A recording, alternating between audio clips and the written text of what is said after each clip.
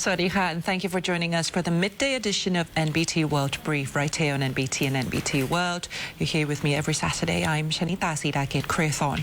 In our first story this afternoon, a suspect has been detained in connection with a roadside bomb attack that injured 7 rangers in the South region earlier this month. Security forces in YALA province have made progress in their investigation into the roadside bomb attack on Highway 410 in CONTAINMENT district on the 20th of April. In an operation earlier this morning, Joint Special Operations Units and security agencies arrested a 44-year-old man who is suspected of links to the bombing, as suggested by forensic evidence recovered from the scene and past records. 2 items were seized during the arrest, including a mobile phone and a bolt cutters believed to be connected to the incident. Local community leaders were also present as witnesses during the operation. The suspect was then taken to CONTAINMENT police station for formal processing and underwent a medical examination at a local hospital, in line with legal procedures and rights protection under Thailand's anti-torture and enforced disappearance law. He has since been transferred to an interrogation center under the Ranger Task Force 41 at Wang Phaya Camp in Raman district for further questioning. Officials says that the operation was carried out within the framework of the law and with respect for human rights, aiming to maintain transparency and build public trust in the southern border provinces. The Thai government is accelerating multi-sector measures to ease living costs and strengthen Thailand's economy through global challenges. The government has announced it's stepping up broader economic plans to help households and businesses navigate global economic pressures. Deputy Government Spokesperson Rashada Thanadilek said that the strategy focuses on supporting people and businesses of all sizes, especially small and medium enterprises, to weather the downturn. The Commerce Ministry is leading 5 key measures. These include lowering living costs and boosting incomes through discounted essential goods and expanded online markets for SMEs. Efforts are also underway to stabilize and add value to agricultural products, promote community-based processing, and push Thai goods into global markets.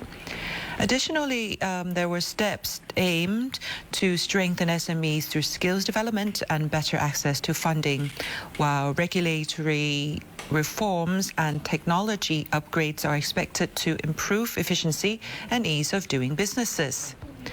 On the trade front, Thailand is accelerating free trade agreements to open new markets and attract investments.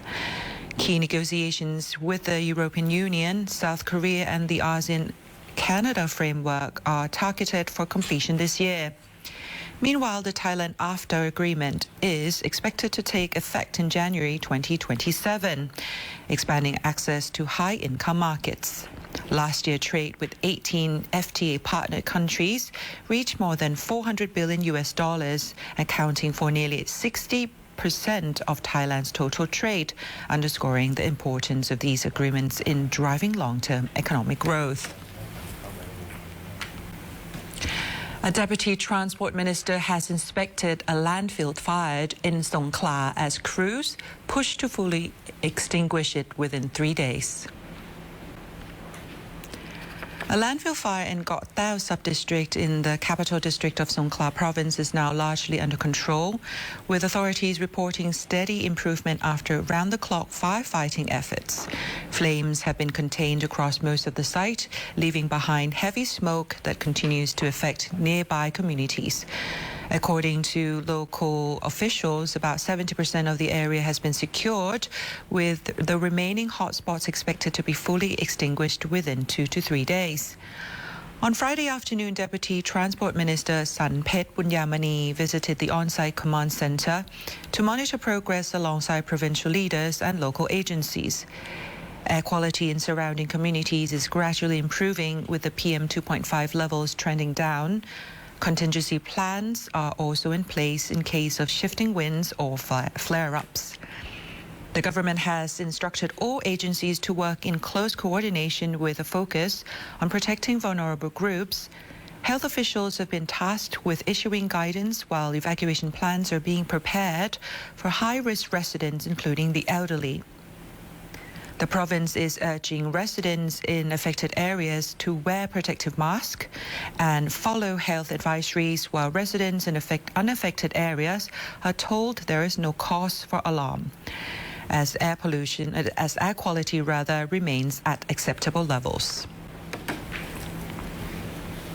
And that wraps up this edition of NBT World Brief. You can stay updated with the latest development right here on NBT and NBT World. And for more stories, simply scan the QR code on your screen to access our full coverage across all media platforms. Until next time, I'm Shanita Sidagit Krathon. สวัสดีค่ะ